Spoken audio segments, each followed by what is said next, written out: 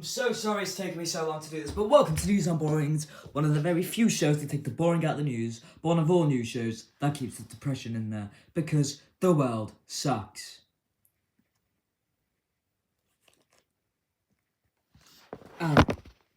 Really? Off to a great start.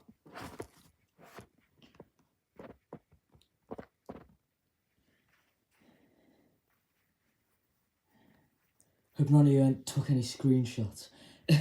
Anyway,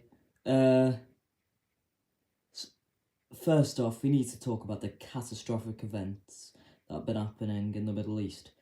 Specifically in Turkey and Syria, that horrible earthquake that has killed over 20,000 people and left dozens missing. A Turkish goalkeeper died. And Christian Atsu, former Evertonian, former Newcastle player, former Bournemouth player, also are missing. False reports that he was rescued, but we were told that he hasn't been, he's still missing.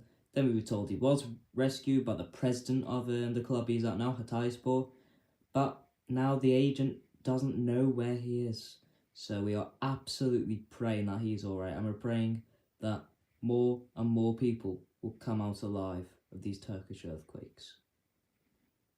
Absolutely horrible events, aren't they? And that is one thing everyone can agree on. Absolutely catastrophic, one of the biggest natural disasters in quite some time. I feel like this thing is about to fall.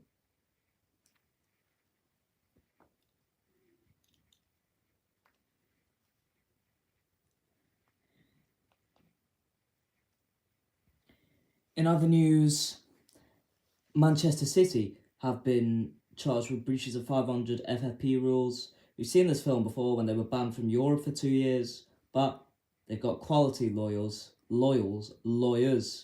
They'll be just fine. But 9 clubs want them relegated if they're proven guilty. You never know. Away day at Man City next season. Sol Solomon hat-trick. We'll just have to see.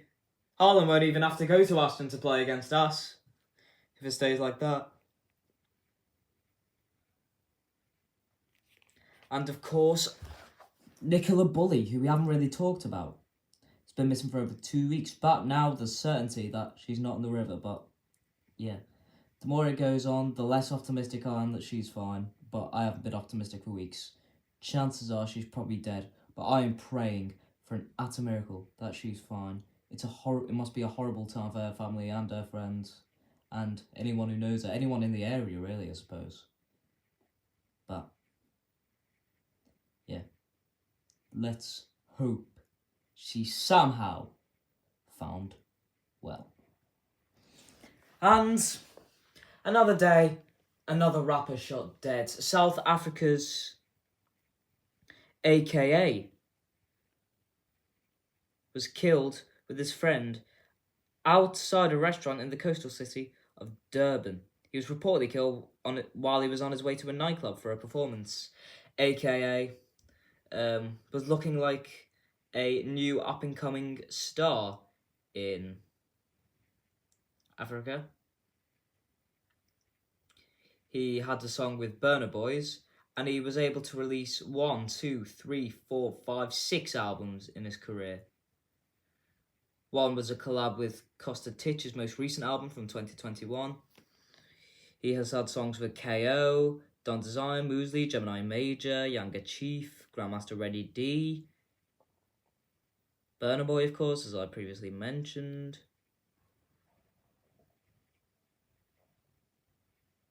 Another collab album with a Natty. Some songs with Deleuze, JR, Reason, J Something, Sarkodie, Buffalo Soldier, Cooley China, Pro, Clue, Buke, Toomey, HHP and IMO. So if you know any rappers in the South African scene, you might have actually heard of 1 or 2 of those names. And you'll probably heard of Burna Boy. He's done songs with the likes of Chris Martin and Ed Sheeran, as well as Popcaan, who has done a song with Drake. So basically, he did a song with Drake. But yeah, horrible rappers so often get killed. They die too much, as Lupe Fiasco said in his album last year. They die too much, they get shot too much, and let's just pray that it stops happening and we don't lose any more. We lost Takeoff in November from Migos. Absolutely horrendous. Sent the whole trap world into mourning. The things they did for trap were unbelievable.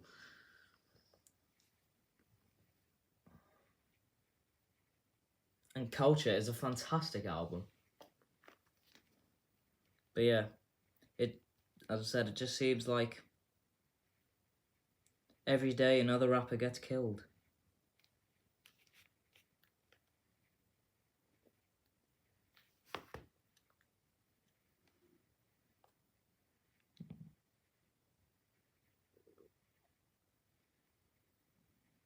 See if there's anything else I really want to say. In other news, 3 arrested after a clash at an asylum seekers hotel. Have we mentioned Gary Glitter getting released yet? Which is absolutely horrendous. So if I haven't, it's absolutely horrendous. He doesn't deserve to get released, and a paedophile should have stronger sentences, and at the very least fulfill their own ones that were given. But yeah, 3 arrested after a clash at an asylum seekers hotel, and a former diplomat has claimed to have SNP MPs hacked emails. Craig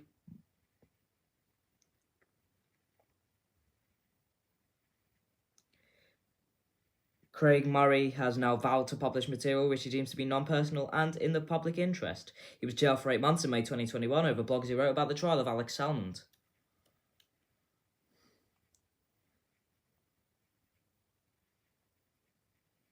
And sources say the Northern Ireland Protocol talks are at the end stages. And a family were caught in a quake after attending a funeral. Do you know the Turkey one? And yeah, absolutely terrible stories, and let's hope they're okay. And let's hope tons more people somehow are able to survive. Although, I'm not sure there's much hope of anyone else surviving so long after the earthquake. But Lee Anderson, someone who has previously said people need to budget better, otherwise they would just not need food banks, despite the fact that it's his government's fault that anyone uses food banks at all. He vowed not to feed children in lockdown with the free school meals programme. And now he said the death penalty should be brought back as it has a 100% success rate in stopping crime. And people who have murdered, who have done horrendous things, just don't deserve a life anymore. I see a death penalty as a lucky fucking escape. For one, the murderer might be found innocent, and if you kill him, then there's nothing you can do. You can't do anything, but you can at least free him if he's found innocent. I mean, you can't do anything with the mental trauma either way, but, it's a lot better that way, let's just say. And 2, you just get to die. You just get to either fall asleep forever, and it's only a punishment if God's real, and God might not be real. Because if God was real, he'd obviously go to hell, wouldn't he? And even with, reincarnation, is he gonna reincarnate as a camel? Who cares? That isn't enough punishment for someone who murdered someone. So I think the best you've got is making them suffer in prison, making them absolutely suffer every single day of their life, making them miserable, making them get so many scars, because it feels nice knowing that the person who murdered someone is suffering. I suppose it would feel nicer if they were dead, but knowing that they will die in pain, it's like a pain that is hard to even comprehend, is so much better than just learning that they're gonna die. Because they'll spend a little bit of time in prison, have a big fucking meal, and just go bye-bye. But it's slower and more painful if it's life sentences. But one thing, there needs to be stricter sentences for people who do murder, because Gary Glitter only had to do 8 years for rape. And yeah, that's not enough for something so abhorrent like rape. There's murderers who have been freed, been able to walk as free men and women. It's happened before. Surely it's happened before. I haven't researched any specific cases, but it's almost certainly happened before. Yeah, people like that don't deserve to walk free. So give them more life sentences and make life sentences mean life sentences. Because if you murder, if you rape, you deserve to die in prison. Thank you very much for watching. And however you get your news, make sure it doesn't bore you. Good night.